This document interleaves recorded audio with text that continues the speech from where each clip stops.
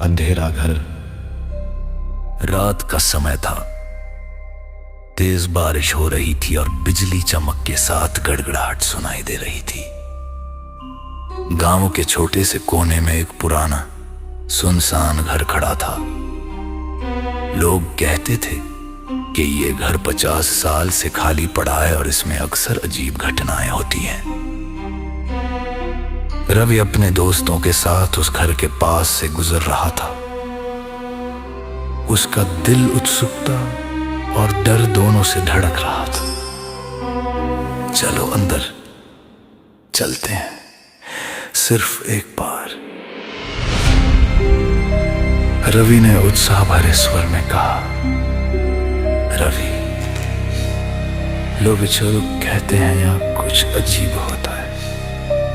मैं नहीं जाना चाहता। Long down and wonder. Whose tensions build up slightly during chase scenes. Maintain a continuous eerie background mood. And with कहानी का सच, कभी कभी कुछ रहस्य ऐसे होते हैं जिन्हें जानना ठीक नहीं होता। अंधेरा और खाली जगहें हमेशा सुरक्षित नहीं होती। कात छोटे से कोने में एक पुराना सुनसान घर खड़ा था। लोग कहते थे कि ये घर 50 साल से खाली पड़ा है और इसमें अक्सर अजीब घटनाएं होती हैं। रवि अपने दोस्तों के साथ उस घर के पास से गुजर रहा था। Continue narration with all those fun details. अंदर बढ़े जैसे ही वे कमरे में पहुंचे, अचानक हवा का झोंका आया और दरवाजा अपने आप बंद हो गया। क्या ये दरवाजा बंद हो गया? आरव चिल्लाया। रवि ने दरवाजे को जोर से धक्का दिया, लेकिन दरवाजा हिलने तक नहीं लगा। शायद बारिश की वजह से फंसा है। रवि ने खुद को मनाने की कोशिश की। वे आगे बढ़े। अंधेरे में उनकी टॉर्च की रोशनी दीवारों पर पड़े अजीब चित्रों और पुराने फर्नीचर पड़ी। तभी एक कमरे से अचानक ठंडी हवा का झोंका आया और कमरे की खिड़की अपने आप खुल गई।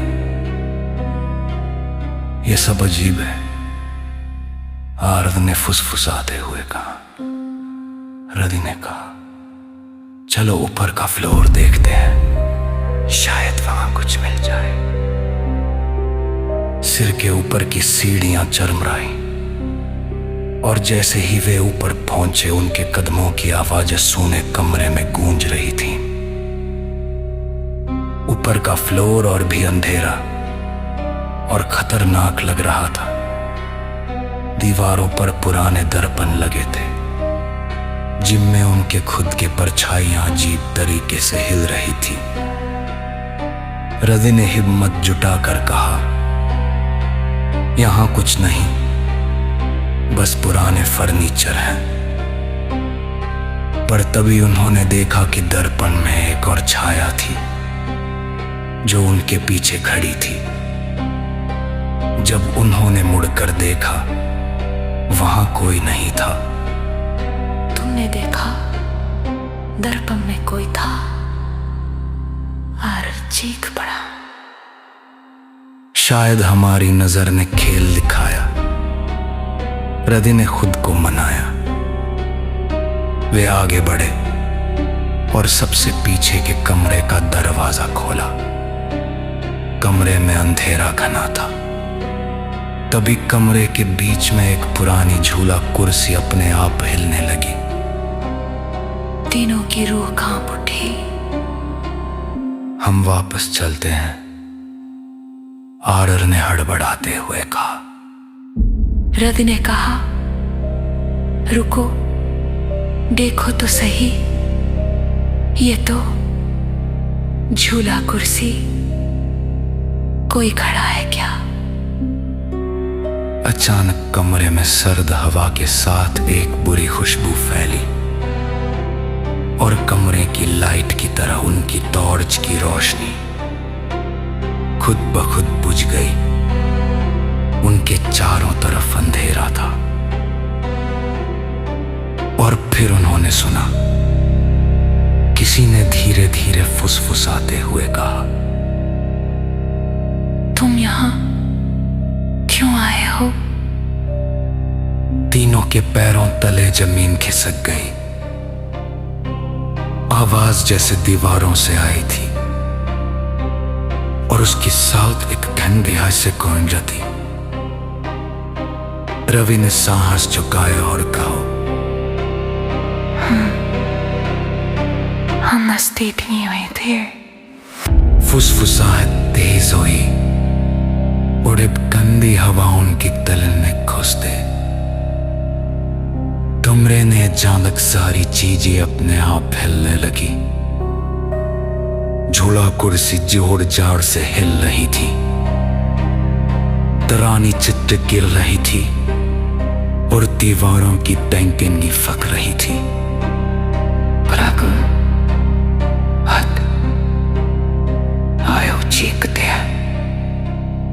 तीनों पहाड़ते और सीढ़ियां पर मिले थे, पर सीढ़ियां अजीब तरह से लंबी और खींची हुई लग नहीं थी।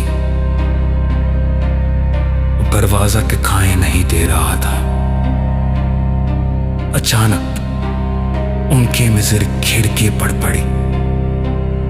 दरहड़ की तारिश में एक अजीब अंधेरा साया खड़ा था। उसकी आंखें लाल और चमकते हुए थी।